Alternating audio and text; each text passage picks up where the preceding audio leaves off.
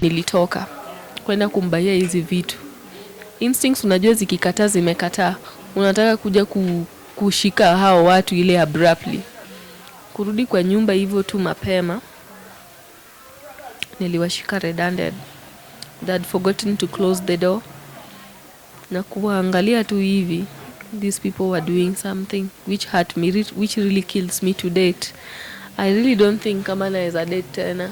They were having a good time. They were all naked.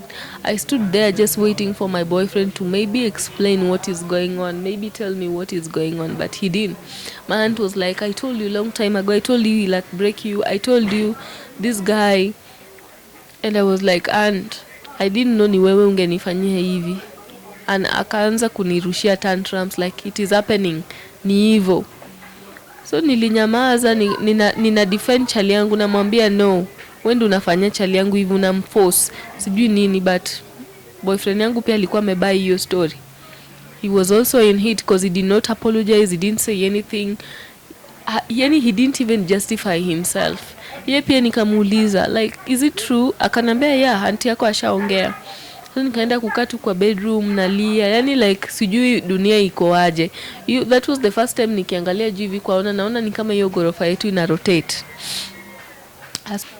Yes, hello, hi my good people. Welcome back to WCJ Online TV. This is your number one online channel, bringing you stories of different people from different parts of the country and bring you the reality of the world today.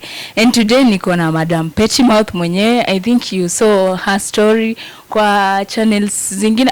I think ni one channel nimeona story yake kwa Martin Dean, and we just come to confirm. Ni ukweli aliama huko Donholm, saizi yako huku Harvest, mali pengine huku Embakasi. Acha, we want to confirm the story. Mama Madam Pettymouth. Poa sana. First of all, I know ulishaongelelea, but sasa what happened? Nini ili happen tukarudi huku? Yeah, things really happened for a purpose. So my story can still repeat.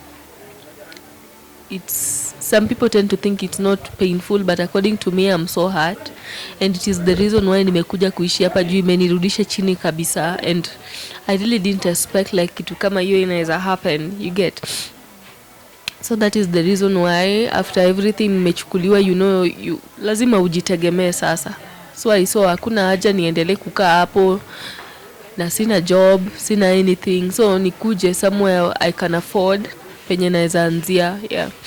Sendo kama kuje huku uishi huku Harvest. Yeah, nikuje hapa nichukue nyumba yenye naweza afford, being that as per now I'm a bit jobless. Nianze tu afresh. Yeah. Okay, so for now the house ina cost pesa ngapi? Yeah, this house is 3.5, but they're still trying to fix something. The last time tulikuwa huko kukuwa na stima. Right now kuna stima. Wanajaribu kuzibaziba hizo walls zenye zimetoboka nini. Yeah, so maybe venye tuko kwa hii season ya mvua naona si walls tu hadi juu kumetoboka. So kukinyesha uko na shida hapa ndani? Yeah, kuna shida, hata kuna umbrella fulani na kuangana huku nje yenye kukinyesha na ekanga, so that when those raindrops drop hapo kwa hiyo umbrella, kuna duster huwa iko surrounded, so those things maji na teremkia hapo, and then this floor is so absorbent. Ukimwaga maji haiwezi kawia for a very long time, ina absorb. I don't know how, it's just different from those other houses nimestay. It will really absorb. So yeah. Maybe unaweza tuambia how is life now venye imechange hivi? So how do you feel? Life is still hard, my dear. Life is still hard because first of all, before tutapigia watu story what happened, but life is so hard. Kitu yenye nimelearn tu, unaona wale maneiba wenye mnaishi nao, kukisikia neiba kikwambia kitu lakini anaisema ni kana ogopa, anaisema ni kama ni joke, think twice. That's all I can say. Cause neighbor anaweza fanya ugundue like something is really wrong somewhere, but mimi nilikuwa neglect. Ukianza kuona red signs in a relationship, usiweke moyo yako first. You can defend an ego saying like hautaki kuumia sana, una assume, lakini that is it. Hata ujifiche mara ngapi bado hiyo kitu itakuja ikuhit. So right now I'm still trying to understand I'm still trying to accept everything that is happening. Bado najaribu tu kuadjust, though it's a bit hard. Okay, so currently maybe pia unaweza tuambia maybe day yako inakuwaje? Unajua the other time day yako ilikuwa ukiamka maybe uende mtembee urudi kwa nyumba. No, so currently unajua kuna big different, uko kwa area different kabisa, so vitu zimechange. Yeah. Day yangu nena kwa mbaya cause one thing for a fact, I've never stayed in a babati house. I really fear sharing toilets. Na unajua huku kuna ile toilet ya nje ya mabati, and then kuna dudu mchele. I call them dudu mchele cause they look like rice. That is the first time I'm actually seeing those things. So kuna dudu mchele, hapo chini kuna mchanga, iko na vitu mingi sana.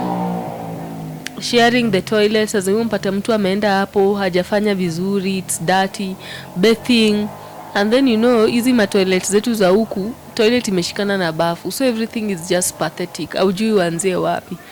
So my daily thing, I do sleep, ndio nilale ni ngumu. I cannot sleep during the day, it's so hot, and I cannot also walk outside.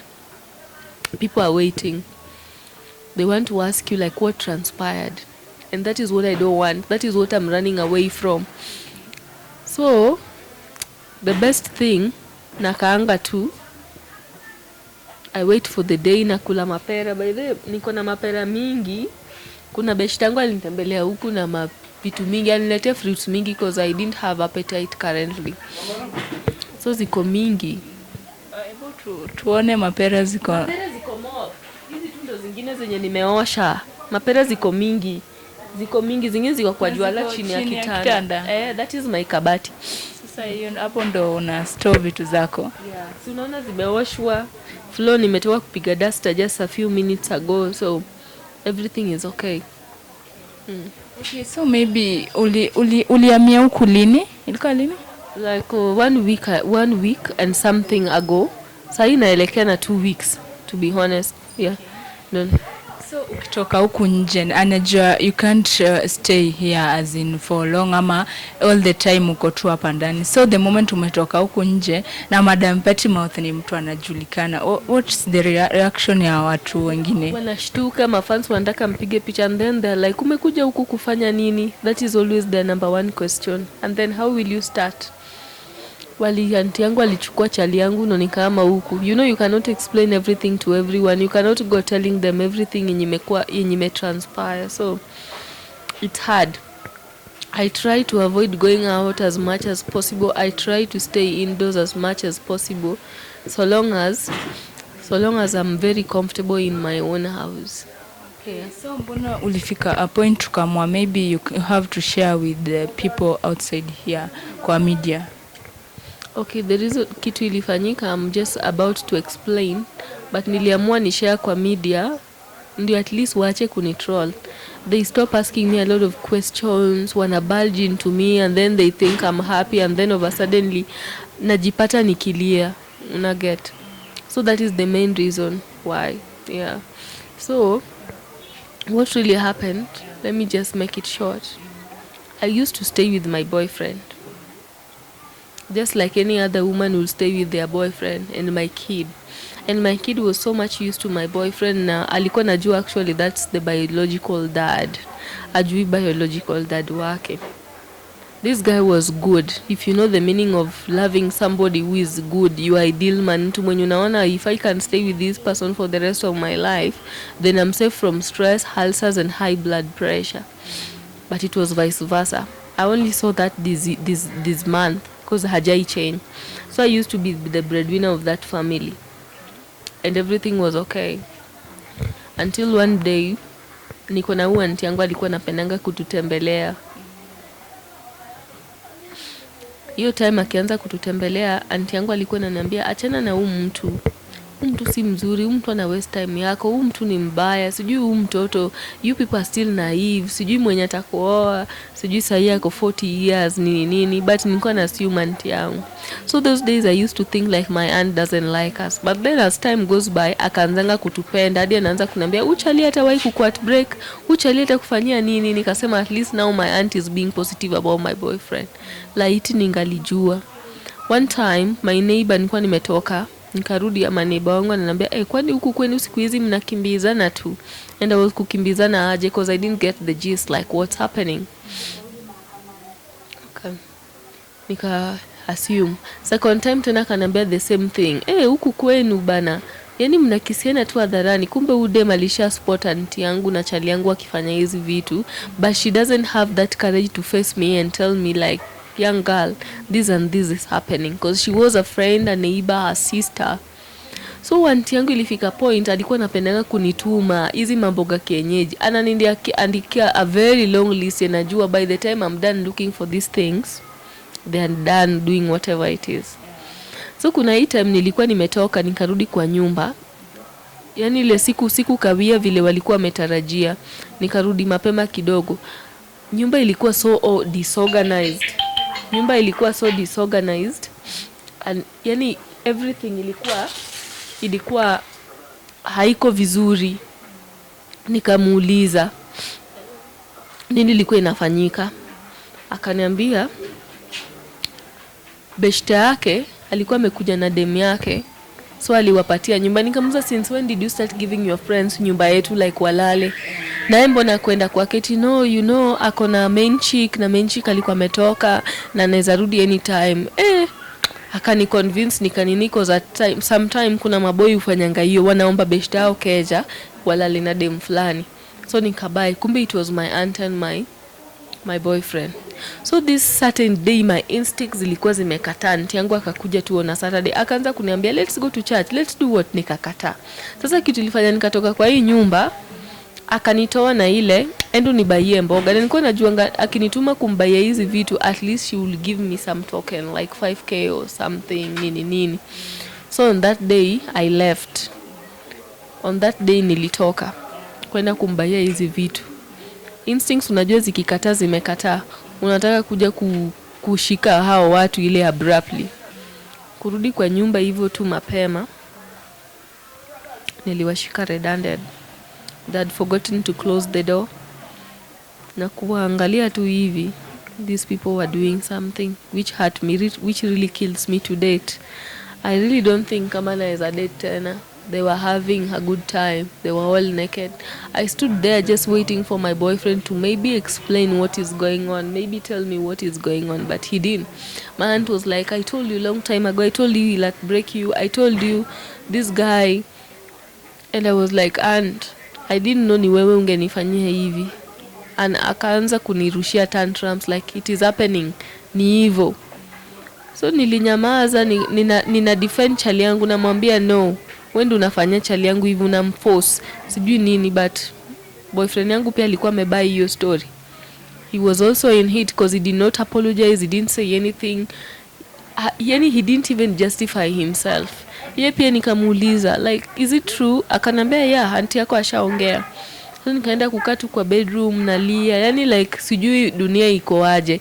That was the first time nikiangalia juu hivi kwaona, naona ni kama hiyo gorofa yetu ina rotate. Asubuhi nimelala, I slept so late, they were singing, wanaoga, they are shouting, nini. Asubuhi kuamka mimi nasikia tu kama vitu zinatolewa like ile kelele. So they took everything from me. Then this laptop yenye mtoto wangu alikuwa amemwagia chai. You know, watoto wanaweza cheza ile accidentally. Aunti yangu akaniambia like yenda alibaia chali yangu hiyo laptop, so lazima nimuulize. Nikamuuliza how much should I pay you? Akaniambia ni 30,000. Nikamwambia 30,000 kutengeneza tu hii nini hapa, hiyo sensor ya laptop. Akaniambia or else you buy me a new one or you give me 30k. I didn't want to argue. You cannot get involved in a fight because this is one person unapenda nini. I had to let go. Na hivyo ndo kila kitu ilienda. Walihama, nikabaki hivyo maisha yangu hadi wa leo. So nikamua tu nihamie hii nyumba. So mtoto ulipeleka wapi after hiyo? Yeah, mtoi naye anachukuliwa na baba yake in a few days time. Yeah. Saizi uko tu naye hapa hivi? Yeah, uko tu hapa anacheza. Unajua ezikaa hapa.